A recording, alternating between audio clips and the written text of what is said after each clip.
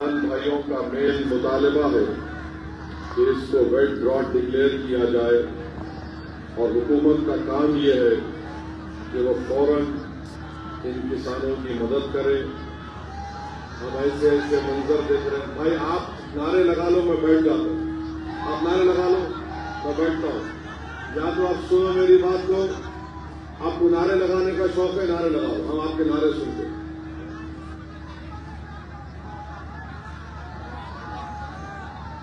ये कौन है? हरियाणा से देख रहा हूं। ए बाबू पीछे आओ तुम लोग। अब जो भी नारा लगाएंगा मैं बैठ जाऊंगा जाके। आ जाओ, आ जाइए, इधर आ जाइए। आ जाओ, छोड़ दो उनको।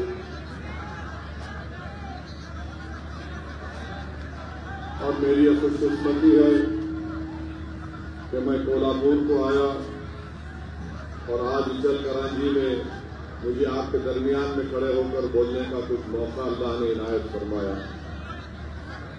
ये छत्रपति शाहू महाराज की सरजमीन,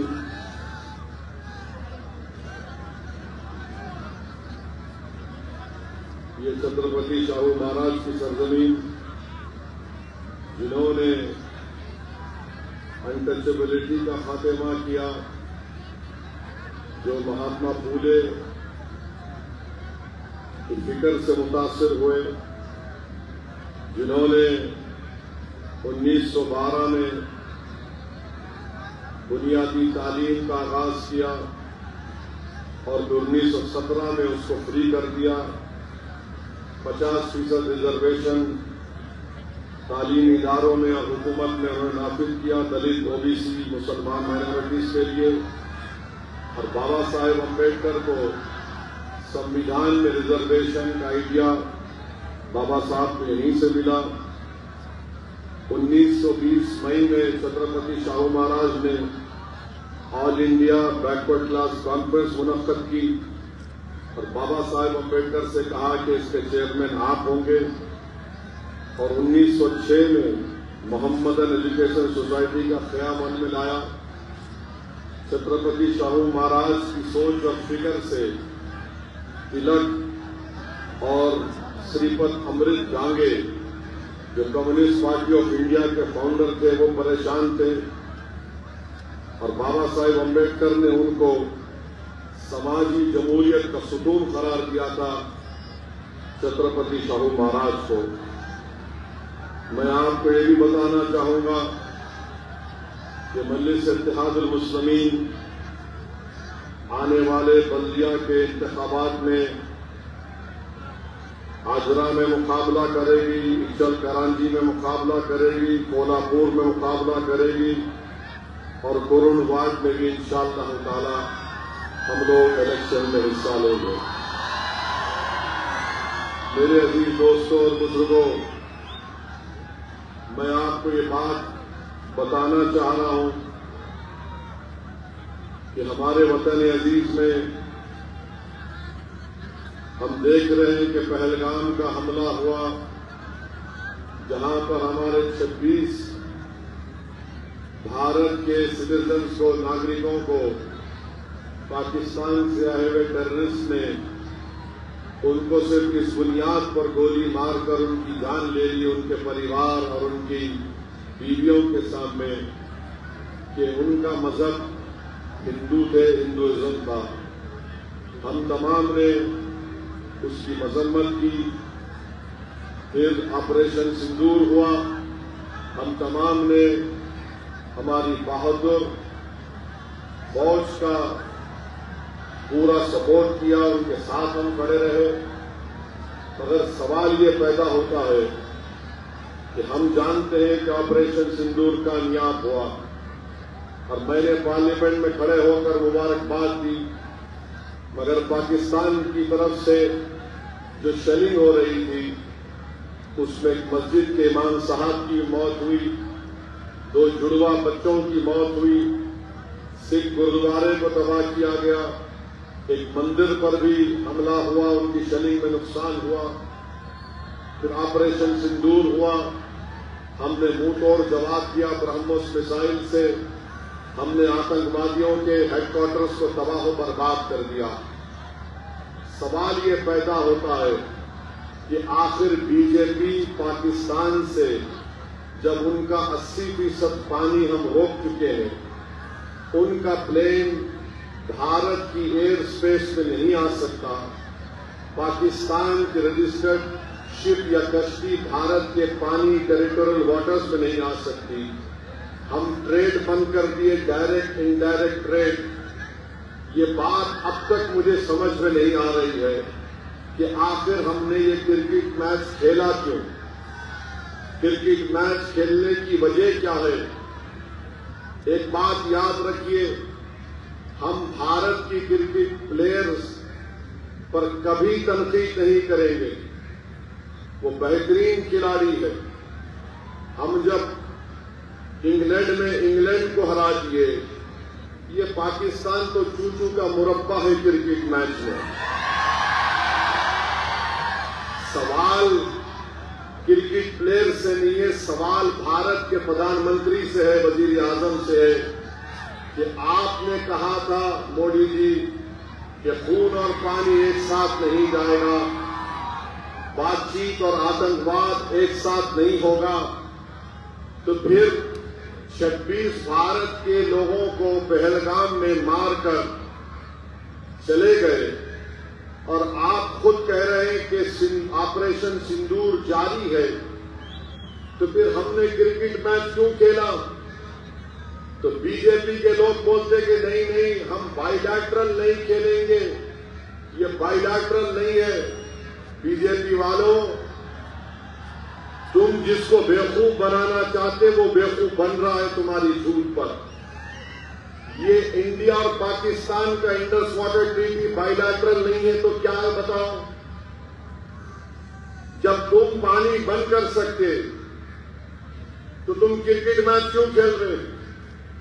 नहीं हमारा खुला है। अरे अगर एक एशिया कप नहीं खेलते हम तो कौन सा आसमान सर पे गिर जाता? और इतनी बेशर्मी के साथ बीजेपी वाले बोल रहे हैं नहीं नहीं, हमारा कैप्टन हाथ नहीं मिलाया। 20 ओवर इनू खेलेंगे, 20 ओवर उनू खेलेंगे, बाद में पाकिस्तान T20 खेलने के लिए टेररिस्ट हमारे देश में भी जाएगा और आप उसको अलाउ करेंगे और ये बोलेंगे कि हाथ नहीं मिलाए। सवाल हाथ नहीं मिलाने का नहीं है, सवाल ये है कि तुम खेले क्यों? भारत के 26 लोग जो मर गए उनकी जान की कीमत क्या है बताओ आरएसएस बीजेपी वालों? 26 भारत के नागरिक की जान की कीमत क्या है? 100 करोड़ है, 200 करोड़, 300 करोड़, कितना फायदा क्रिकेट खेलने से हुआ बताओ? इसका जवाब नहीं है। और अफसोस की बात यह है कि हमारे मुल्क के वजीर आजम नरेंद्र मोदी कल सोशल मीडिया पे लिखते हैं 30 ऑपरेशन सिंदूर। मोदी जी, बाज़ वक्त ऐसा लगता है कि ज़ईफ़ी आप पे गलबा हासिल कर रही है। ऑपरेशन सिंदूर जो था वो हमारी फौज एयरफोर्स का था, उसको उनकी तौहीन आप कर रहे हैं। फौज एयरफोर्स की उनकी बहादुरी को आप एक क्रिकेट प्लेयर से मिला रहे हैं, क्रिकेट मैच से, जो अपनी जान दे रहे हैं हवाओं में हमारा एयरक्राफ्ट उड़ा रहे, जो फौज खड़ी भी है बॉर्डर पर, गोले बारूद उन पर बारूद का हमला हो रहा है और हमारे प्रधानमंत्री बोल रहे 30 ऑपरेशन सिंदूर। अरे क्रिकेट मैच को फौज और एयरफोर्स से कैसा मिला रहे देश के प्रधानमंत्री? अजीब और गरीब बात है। अरे बीजेपी वाले ऐसे अनवट है, वाह वाह ताली ताली।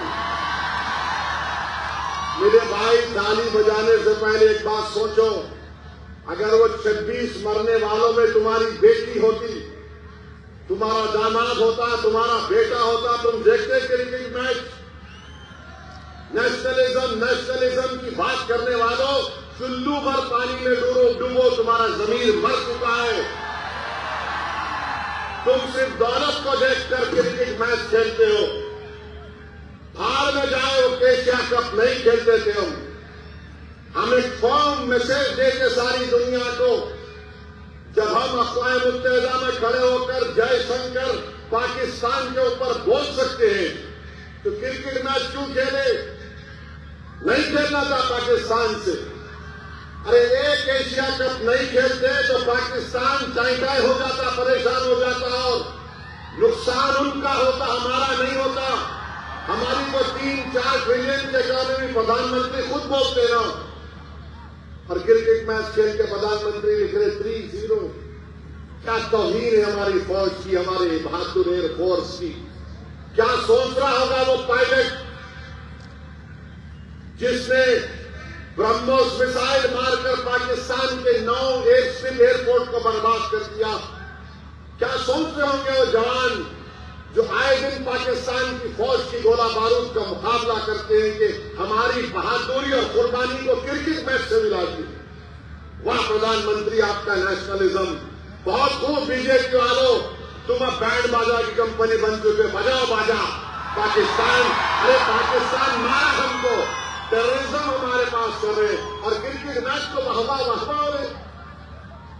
ये मुल्क है, ये मुल्क की इस तरह से हम इंटरनल सिक्योरिटी को, एक्सटर्नल सेल्स को देखेंगे। अजीब व गरीब मामला। बहरहाल मेरे अजीज दोस्तों और बुजुर्गों, बीजेपी एक्सपोज हो चुकी है क्रिकेट मैच खेलकर। बीजेपी बुरी तरह एक्सपोज हो चुकी है और वो व्हाइट हाउस में बैठा हुआ है, बात करेगी मैं जंग रुकाया, मैं जंग रुकाया, मैं जंग रुकाया, मैं जंग रुकाया। अरे क्या तो भी खा के बोलता नहीं मालूम उन्हें। मैंने एक ही डोसे की तरह मैं जंग रुकाया। अबे तू जंग रुकाया तो रुका, फलस्तीनियों पे जंग रुका। 65,000 फलस्तीनी मारे गए, 65,000। अच्छा, ट्रंप बोल रहा है, एक मिनट सुनिए। ट्रंप हमारे पास 50% टैरिफ लगा दिया। गुजरात के सूरत में हमारे डायमंड इंडस्ट्री में लोगों की नौकरी चले गई। मोटर स्पेयर पार्ट्स का एक्सपोर्ट जो 35,000 करोड़ का होता था, आधा हो गया। तमिलनाडु में रेडीमेड कपड़े जाते थे अमेरिका को, वो नौकरियों से निकाल रहे। अरे कौन सा नेशनलिज्म है तुम्हारा बीजेपी आरएसएस वालों? 50% टैरिफ लगा दिया ट्रंप ने। हम ट्रेड डील करेंगे। कौन सी ट्रेड डील करोगे आप बताओ? कौन सी ट्रेड डील करोगे? हम ये करें, क्या करेंगे? बर्बाद कर दे रहे टैरिफ लगाकर। मगर हमारे प्रधानमंत्री बोल रहे 4 ट्रिलियन की इकोनॉमी। कौन सा? कुछ तो बोलो, इतना क्यों डर रहे अमेरिका से? भारत एक ताकतवर कंट्री था, भारत एक ताकतवर मुल्क है और हमेशा रहेगा इंशाअल्लाह ताला। अमेरिका अपनी जगह पर है तो हम कमजोर थोड़ी है। उनको हिंदुस्तान की मार्केट चाहिए।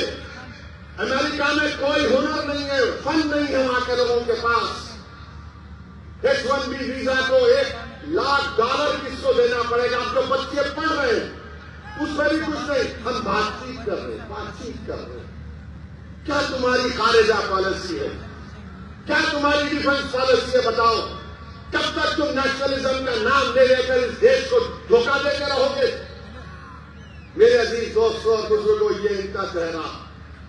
अब जो लोग इम्तियाज साहब हो गए थे, कसौद्दीन ओवैसी, कोल्हापुर को नहीं आना, किचन करांजी को नहीं आना। बाबू एक बात सुनो, आप बच्चे, तुम्हारे मुंह के अंदर दूध के दांत भी नहीं निकले अभी। याद रखो, मौत से डरने वाले का नाम असदुद्दीन ओवैसी नहीं है। मैं अल्लाह को हाजिर नाजिर जान के बोलो, मैं मरने तैयार हूं। तुम तैयार हो मरने को? बताओ। जिंदगी में मरने वालों, मैं जिंदगी में मर चुका हूं। मारे ऊपर देंगे, अरे क्या छोटा बच्चा हो, मुर्गी का बच्चा हो, नहीं आना। 2012 और 13 में पाकिस्तान गया था मैं। यशवंत सिन्हा, मणिशंकर अय्यर, पूरे बीजेपी के एमपी थे। वहां के टीवी स्टूडियो में बैठकर पाकिस्तान दहशतगर्दी को प्रमोट कर रहा बोला मैं। वहां जाके मेरी जबान नहीं रुकी तो तुम मेरे देश में तुम मेरे को डराओ।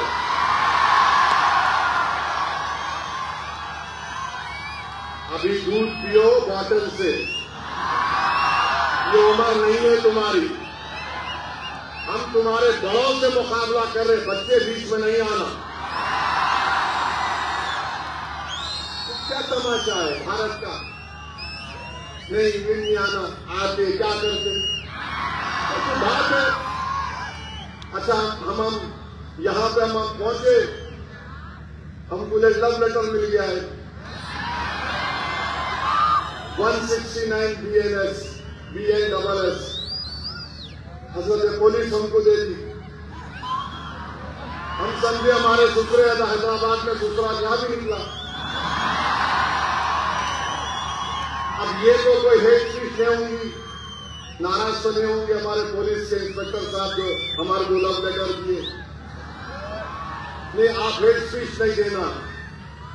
हेट स्पीच कहा दिया मैं? हेट स्पीच जो दे रहे उससे तो आप कुछ नहीं कर रहे। आपके मुंह में दही जमा है जो गाली दे रहा रोज, आप उसको बोलते ही नहीं। क्या क्या नहीं बोलते रोज वो लोग, कुछ बोलते ही नहीं। वो जो एनिमल प्रोटेक्शन के नाम पर पूरे कुरैश बरादरी के कारोबार को बर्बाद कर दिए, उनको कुछ नहीं करते आप। नहीं आप नहीं देना हेट स्पीच। अरे भाई साहब मैं 2 मरतबा का MLA हूं, 5 मरतबा का मैं MP हूं, इसके बावजूद भी आप हमको नोटिस दे रहे। अब मैं घर को जाऊंगा तो मेरी बीवी को मालूम होगा कि यहाँ लव लेटर मिला, तो मेरी बीवी का क्या हाल होगा सोचो इंस्पेक्टर साहब। ऐसा तो नहीं करना चाहिए ना आपको। आप इंटरनल फैमिली मैटर में क्यों आ रहे? आप खामोशी से बोलो आई लव यू, मैं समझ सकता हूं। वो पहली मोहब्बत का इकरार कर दे रहे आप। 56 ईयर्स का हो चुका हूं माशाअल्लाह से। जो उम्र में तो नहीं दे रहा लव लेटर। ये बच्चों को जो मालूम कि हमारे पीछे पड़ गए, जब कर दिया ये लोग। मैं लिख के दिया I reject this notice because this violates my freedom of expression, which is a fundamental right under Article 19 of the Indian Constitution. तो बात है क्या क्या महाराष्ट्र में नहीं बोला जा रहा, पकड़ते नहीं। मस्जिद शरीफ कर दी, आप कुछ करे पकड़े किसको हमको मालूम। तो ये ठीक नहीं है, ये ठीक नहीं है। हाँ मैं गुनाह करा, केस बुक करो, मेरे को बोलो रोक, या रोक लो मेरे को, मैं रुक जाता हूं, जेल में डाल दो, जो करते करूंगा। मतलब पहले से आपको कौन बोले नहीं आके बोलिएगा? कैसा बोलूंगा?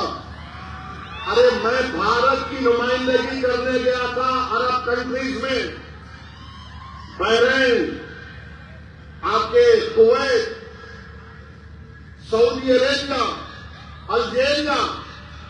पूछो बीजेपी के मेंबर से कि ओवैसी की जबान से क्या अल्फाज निकल रहे थे। पूछो है डेलीगेशन हेड से क्या तमाशा बना के रख दिया कि आप मेरे को नोटिस देकर आप अपने इकबाल को कम कर रहे हैं। मेरा इकबाल कम नहीं होता, अल्लाह मुझे और इज्जत देगा इंशाअल्लाह ताला। आप ये बता रहे कि आप कितने बायस हैं, कितने अंधक थे आप। रूल कानून का इखलास सिर्फ मुझ पे होगा, दूसरों पे नहीं होगा। कानून तो सबके लिए है, दूसरों पे नहीं होगा इस्तेमाल। नहीं, एक शेरवानी टोपी दाढ़ी वाला पहन के आ रहा, उसको नोटिस देंगे तो फिर सुनो मैं क्या बोल रहा हूं। इसमें केस बुक करते बुक करो, ले जाके जेल में डालते डाल दो। मैं मरने को तैयार हूं इस कास्ट के लिए, गरीबों के लिए।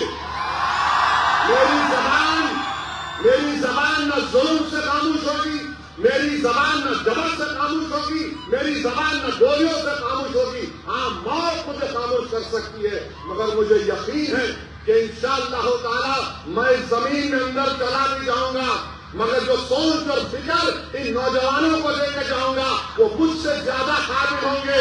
याद रखो, पुकार पुकार कर मेरा पैगाम लेके जाएंगे। अजीब मामला। मेरे अजीज दोस्तों और बुजुर्गों, और ये जो पोस्टर निकाला गया है नबी करीम सल्लल्लाहु अलैहि वसल्लम के बारे में, मैं नौजवानों को बोल रहा हूं, अगर आप मोहम्मद सल्लल्लाहु अलैहि वसल्लम से मोहब्बत करते हैं, कितने लोग आई लव मोहम्मद बोलते हाथ उठाओ। आप लोग पूरी 5 वक्त की नमाज पढ़ रहे, सही सही बोलो, अल्लाह उसका रसूल देख रहा। झूठ बोलते सच बोलते। कितने शादीशुदा लोग अपनी बीवी पे हाथ उठाते, बोलो।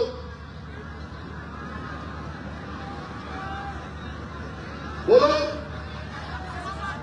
पोस्टर उठाना आसान है। रसूल अल्लाह सल्लल्लाहु अलैहि वसल्लम ने हमारी उम्मत की मांओं पर कभी उंगली तक नहीं उठाई। याद रखो ये। रसूल अल्लाह सल्लल्लाहु अलैहि वसल्लम घर में अपना खुद काम करते थे। आपका हाल क्या है? घर में जो हो तो चाय बनाओ, पानी लाओ, बहुत बड़ा जिहाद करके आए तुम घर को। मेरे भाई, नमाज पढ़ो। खाली जुम्मे का रमजान का नहीं मामला है, रोज मस्जिद को आबाद करो। रमजान में पूरे रोजे रखो। जिसको अल्लाह दौलत दिया, ज़कात निकालो, ने ज़कात में डंडी मारते, कई को मारते बाबा। 2.5% है वो, 2 निकालो उसको, पूरे बलायात खत्म हो जाते। नमाज़ा पढ़ते नहीं हम लोग, कोई नमाज नहीं पढ़ेंगे। और या रसूल अल्लाह, हम आपसे मोहब्बत के नारे नमाज पढ़ो, झूठ मत बोलो, बहादुर बनो, अल्लाह की जात पर तवक्कल करना। अल्लाह ही हमारी हिफाजत करने वाला है। डरना किसी माई का लाल से नहीं है। हम और आप रसूल अल्लाह सल्लल्लाहु अलैहि वसल्लम के गुलामों के गुलाम हैं। तो गुलाम कैसा रहता आका के सामने अपने? हम आका के चाहने वाले हैं,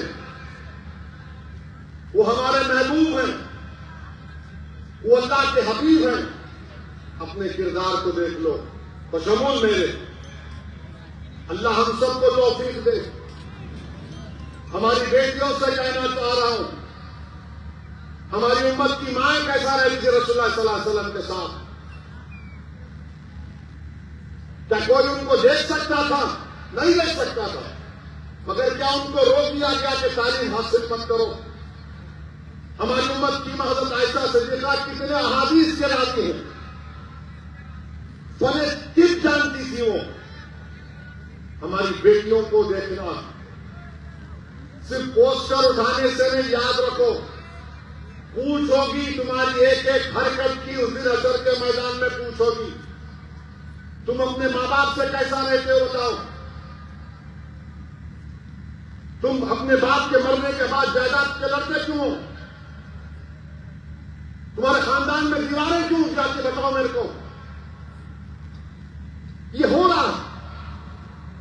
आई लव मोहम्मद बोल रहे तो फिर सल्लल्लाहु अलैहि वसल्लम बोलते, रोकना चाहिए।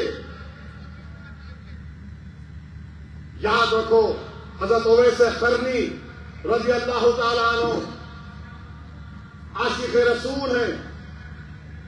अब रसूलुल्लाह सल्लल्लाहु अलैहि वसल्लम को जाकर मिल नहीं सके, देख नहीं सके। क्यों नहीं देख सके? क्योंकि आका ने कहा तुम्हारी मां ज़ईफ है, मां का ख्याल रखो। तुम कभी अपनी अम्मा की तरफ देखते, पूछते उसको, जो घर में बैठी बैठी तुम्हारे लिए इंतजार करती है, तुम्हारे लिए दुआ करती है। अम्मा बूढ़ी हो गई तो नौकरानी बन गई घर में, बाप बूढ़ा हो गया तो बोझ बन गया हमारे लिए। हजरत ओवैस करनी नहीं गए अपनी मां की वजह से। यमन में मालूम हुआ कि रसूलुल्लाह सल्लल्लाहु अलैहि वसल्लम के जंग उहद में या किसी में जंग में दांत शहीद हो गए, अपने पूरे दांतों को तोड़ लिए, ये दांत शहीद होगा, ये दांत, इसको बोलते इश्क। खाली पोस्टर उठाने से मोहब्बत के दावे नहीं होते, अमल करना पड़ेगा, तुमको बेखौफ होना पड़ेगा, तुमको देखकर शैतान भाग जाए ऐसा तुमको बनना पड़ेगा इंशाअल्लाह ताला। शैतान और उसके पूरे चाहने वाले, ये तबीयत को पैदा करो। इश्क किसको बोलते मेरे भाई? इश्क किसी को बोलते? हम आशिक हैं तो इश्क के मजाहरे करो, इज्जत करांदी में माशरे को अच्छा करो। मुसलमान है तो शराब उसके करीब नहीं आना, मुसलमान है तो ड्रग उसके करीब नहीं आना। आप सिगरेट लेके पुड़ी निकाल रहे, क्या है ये? अरे बाबा, तुम सेहतमंद रहना, तुम कौम का मुस्तकबिल हो नौजवानों। तो अगर आपके घर की दीवार गिर गई तो क्या होता मालूम? लोग रास्ता बना लेते। तुम कौम की दीवार हो, अगर तुम गिर जाओगे तो जमाना रास्ता बना लेगा। कल जिम्मेदारी तुम पे आएगी इस कौम की क़यादत की। अपने अमल में, अपनी जिंदगियों में इख्तिलाफ पैदा करो। यकीनन रसूलुल्लाह से मोहब्बत दुनिया की सब चीजों से ज्यादा करना। रसूलुल्लाह सल्लल्लाहु अलैहि वसल्लम रहमतुल लिल आलमीन है। खाली मुसलमानों के रसूल नबी नहीं, सारे आलम के, जिन और इंस के हैं, जानवरों के रसूल रहमतुल्लाह सल्लल्लाहु अलैहि वसल्लम। तो हम रहमतुल आलमीन की उम्मत है, हम रहमत के मजारे करेंगे, सहमत के नहीं करेंगे। क्या करेंगे? हम रहमत के मजारे करेंगे, सहमत के नहीं करेंगे। दुश्मन ये चाहता है कि तुमसे कानून पुरवाए और तुमको तुम्हारे ऊपर केसेस बुक कर दिए जाए। दुश्मन जो चाह रहा है वो मत करो, कानून के दायरे में रहकर हर बात बोलो। जैसा कि अभी मैंने नोटिस का जवाब दिया, हिंदुस्तान का बड़े से बड़े वकील को भी इंस्पेक्टर साहब बुला के बोलेंगे ये ओवैसी ने भाषण दिया मेरे बारे में, कौन सा सेक्शन लगता, सुन के बोलेगा कुछ भी नहीं लगेगा, सो जा तू जाके। याद रखो, कानून के गिरफ्त में नहीं आना। अक्लमंद वो है जो कानून एक मकड़ी का जाला है, तुम तोड़ कर भी निकल जाना, हमारे गिरफ्त में नहीं आना। समझे मेरी बात को? नौजवानों, तुम्हारी हिम्मतें नहीं टूटने देंगे हम इंशाअल्लाह ताला। तो यकीनन अल्लाह के रसूल सल्लल्लाहु अलैहि वसल्लम से मोहब्बत है और जारी रहे। अरे हम तो मुसलमान हैं उनकी वजह से। शेख मुजद्दिद अल-फ़सानी ने लिखा कि हमने अल्लाह को माना तो इसलिए माना क्योंकि नबी रहमत ने कहा अल्लाह की इबादत करो। हमको कुरान उनकी वजह से मिला, रमजान उनकी वजह से मिला, कायनात का जर्रा मारद वजूद में उन्हीं की वजह से आया। हदीस कुदसी है, अल्लाह फरमाया कि अरे महबूब, अगर आप न होते तो मैं अपनी रबूबियत को भी जाहिर नहीं करता। तो मजाहरे करो इससे, मजाहरे करो इससे। ये मोहब्बत के मजाहरे होना। माशरे में बुराइयों का खात्मा करो। यकीनन हम अपने अमाल की बुनियाद पर जन्नत जाएंगे नहीं जाएंगे अल्लाह को मालूम, मगर एक बात सच है कि अल्लाह के रसूल सल्लल्लाहु अलैहि वसल्लम जब सिफात करेंगे, हम और आप जन्नत में जाएंगे। दुरूद और सलाम कितने मरतबा पढ़ते रसूलुल्लाह सल्लल्लाहु अलैहि वसल्लम बताओ? एक मरतबा पढ़ते दिन में, 2 मरतबा, 10 मरतबा? हाथ उठाओ, कितने मरतबा 10 मरतबा पढ़ते? अल्लाह के रसूल को दुरूद और सलाम कितने मरतबा पढ़ते? बोलो, हाथ तो उठाओ, कितने पढ़ते? 10 बार। भाई दुरूद पढ़ते रहो। तुम एक बार दुरूद पढ़िए रसूलुल्लाह सल्लल्लाहु अलैहि वसल्लम पे तो अल्लाह तुम्हारे 10 गुनाहों को माफ करता, तुम्हारे 10 दर्जात को बुलंद करता, तुम्हारे 10 परेशानियां दूर हो जाती। ये मजाहरे करो।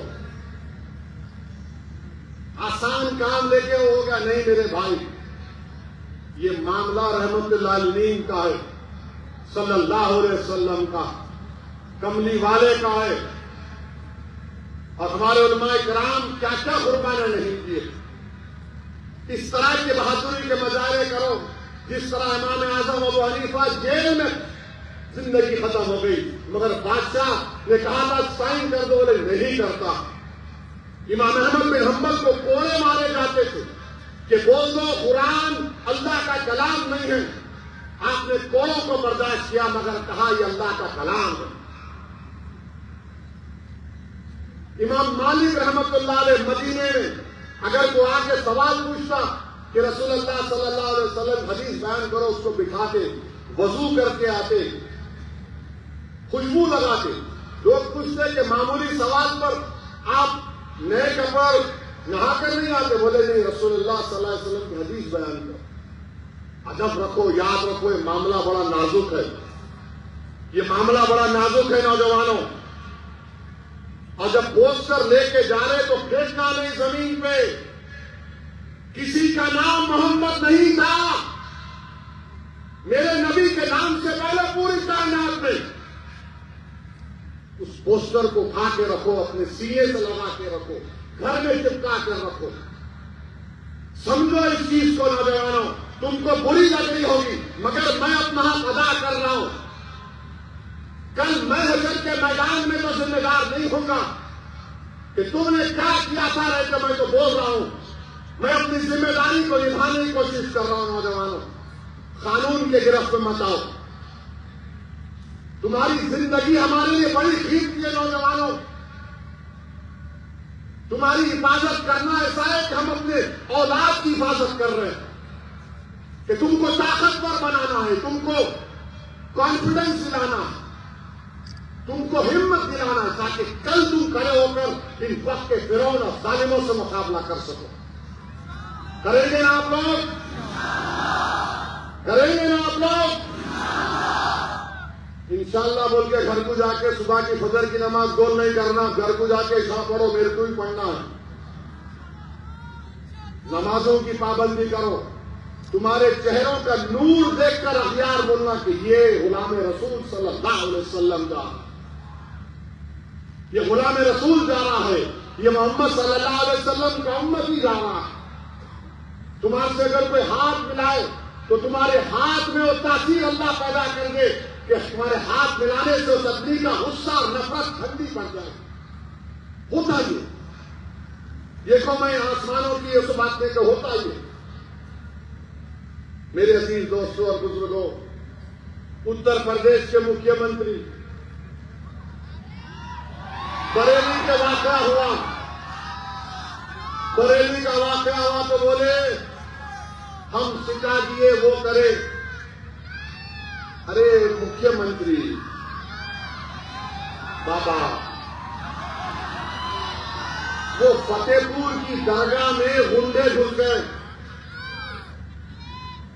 एक वली की दरगाह में गुंडे घुसकर दरगाह को, खबर को लाठियों से मार रहे थे। आपकी मुंह में जबान नहीं हिली। खाली बरेली में क्या हुआ वो याद हुआ आपको? फतेहपुर की दरगाह का याद नहीं आया बाबा आपको?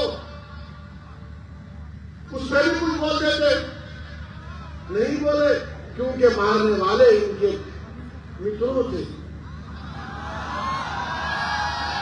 अजीब मामला है, दोहरा रवैया, दोहरा रवैया का यही तो हमारा गुस्सा है। वो दरगाह पे हमला हुआ, कुछ नहीं। वो बरेली में हुआ, मैं ऐसा कर दूंगा, मैं वो कर दूंगा। एक बात याद रखो,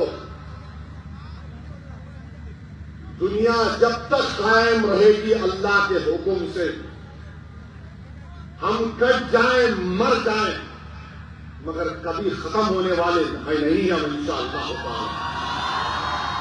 हम कट जाएंगे, तुम्हारी गोलियों का शिकार हो जाएंगे, तुम्हारे तशद्दुद की वजह से हमारे घर बार जल जाएंगे, मगर खत्म होने वाले नहीं है, याद रखो। अगर खत्म हो जाते तो फिर करबला के लोग अब तक जिंदा हैं, इमाम हुसैन जिंदा है, अहले बैत जिंदा है, और यजीद मलून मुर्दा है। जुल्म करने वाले खत्म हो जाते और हक का परचम उठाने वाले अल्लाह उनके नाम को जिंदा रखता। तो आपको हमको डरने की जरूरत नहीं है। फिरौन भी बड़ा दावा करता था कि मेरी हुकूमत है, नमरूद भी बड़ा दावा करता था मेरी हुकूमत है, मैं इब्राहिम को डाल दूंगा। दुनिया ने देख लिया कि नमरूद की हुकूमत खत्म हुई, फिरौन की हुकूमत खत्म हुई, यजीद पलीद खत्म हो गया।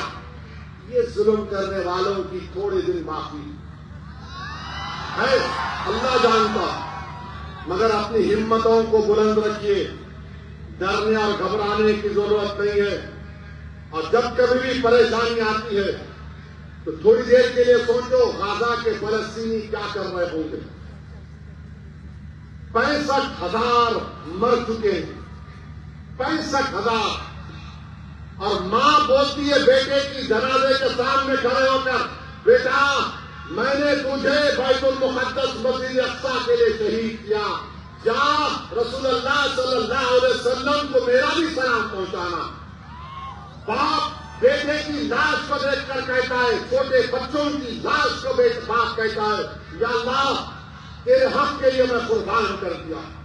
और गूगल पर जाकर देखो 65,000 गाजा में मर गए, एक आदमी ने खुदकुशी नहीं किया, एक भी खुदकुशी नहीं किया। आजकल तो साइकियाट्रिस्ट सबको बेवकूफ बना रहे। भैया हम देखे तो अरे ऐसा हो गया, अरे वैसा हो गया, अरे मर्द बनो, हिम्मत वाले बनो।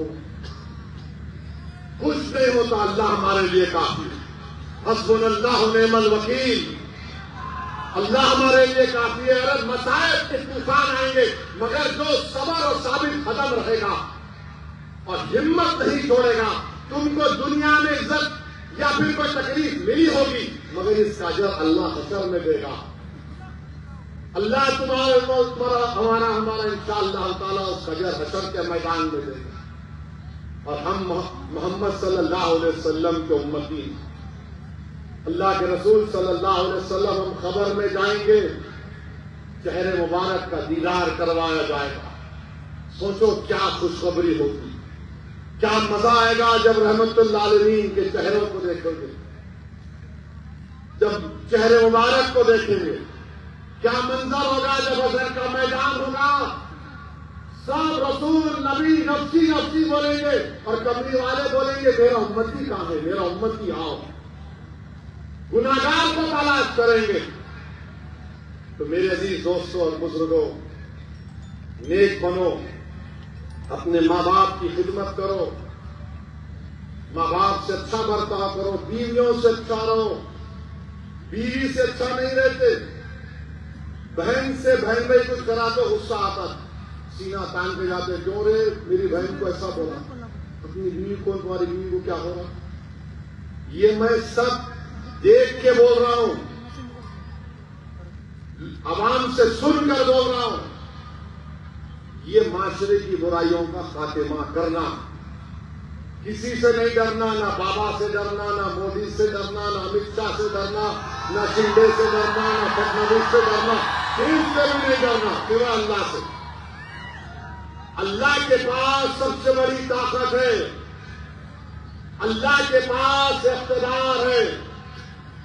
अरे भारत में कई हुकूमतें खिले आए, सब चले गए नाम, रहे नाम अल्लाह का, अल्लाह का ही नाम रहेगा। तो हिम्मतों को बुलंद करो नौजवानों।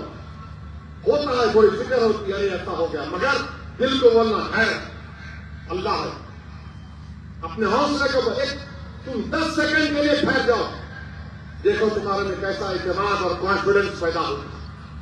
तो मेरे अजीज दोस्तों और बुजुर्गों, याद रखिए, हमारे ईमान की हिफाजत उसी वक्त होगी जब हम अल्लाह से मोहब्बत करें, रसूल अल्लाह सल्लल्लाहु अलैहि वसल्लम से मोहब्बत करें। और याद रखो, किसी शायर ने अच्छा कहा था कि ना तो जमीन के लिए है ना आसमां के लिए है, जहां है तेरे लिए, तू नहीं जहां के लिए, तू नहीं जहां के लिए, जहां हमारे लिए बनाई गई। आज अगर वे इक़्तिदार प्यारे साहब ऐसा हो रहा है, कुछ नहीं होता प्यारे, कुछ नहीं होता। इंशाअल्लाह हम ही गालिब होंगे, इंशाअल्लाह ताला हम ही गालिब होंगे, देखना तुम इंशाअल्लाह ताला। अल्लाह मजलूमों को इक़्तिदार देता है, अल्लाह कमजोरों को इक़्तिदार देता है। जिस पे जुल्म किया जाता है ना, तारीफ गवाए, अल्लाह उनको इक़्तिदार देता, उनको बादशाह बनाता। अल्लाह देगा हमको इंशाअल्लाह ताला। ये हुकूमत जो वक्त का कानून बनाई, ये जुल्म है मुसलमानों पर। हमारी मस्जिदों को छीनने के लिए कानून बनाए, हमारी दरगाहों को छीनने का कानून बनाए, कब्रिस्तानों को, ईदगाह को छीनने का कानून बनाए। हमारे 200-300 साल की दरगाहें, मस्जिदों को ये कह दिया गया कि मालिक वक्त नहीं है, ये सही रहेगा। क्या करना चाहती है हुकूमत? ये क्यों बीजेपी इतनी नफरत करती है मजहबी मुकामात से? हमारे क्यों कह रहे कि अगर कोई हिबा होगा तो बच्ची का हक नहीं लिया जा सकता? अरे मैं अल्लाह को दे रहा हूं, आपको क्या हो रहा है? लिमिटेशन एक्ट अप्लाई कर दिया गया ताकि जो वक्फ बोर्ड की जमीन पर काबिज हो मालिक बन जाए। आप सोच रहे हैं नरेंद्र मोदी क्या किया आपने कानून बनाकर? आपने हमेशा के लिए बता दिया कि मुसलमानों को इनकी इबादतगाहों से दूर किया जाएगा। आपको गलत फहमी है भारत के प्रधानमंत्री। हम नहीं छोड़ेंगे अपनी मस्जिदों को इंशाअल्लाह ताला, हम नहीं छोड़ेंगे अल्लाह के घर को, हम उसको आबाद रखेंगे। ये हमारे औलिया अल्लाह के आस्थाने उस वक्त भी आबाद थे जब जालिम और जाबिर बादशाह थे, आज भी आबाद है और सुबह क़यामत तक आबाद रहेंगे। हमारी खानकाहें कभी वीरान नहीं होंगी। वहां पर अल्लाह का नाम लेकर दिल पर जर्ब मारकर जिक्र किया जाता है। वो होता था, हो रहा है, होता रहेगा इंशाअल्लाह ताला। हमारे कब्रिस्तानों में हमारे बुजुर्ग सीना तान कर सो रहे हैं, आप उसको भी छेड़ना चाहते हैं? मेरे भाई, ये वक्त मुत्तहिद रहने का है, ये वक्त मुत्तहिद रहने का है। और सुन लो भारत के मुसलमानों, सुन लो इक्कल कराची के मेरे गयूर नौजवानों, तुम अगर अपनी सियासी लीडरशिप को मजबूत नहीं करोगे, नुकसान हमारा होगा, किसी का नहीं होगा। सियासी लीडरशिप बनाओ। बल्दिया का इलेक्शन आएगा, एक होकर वोट डालो।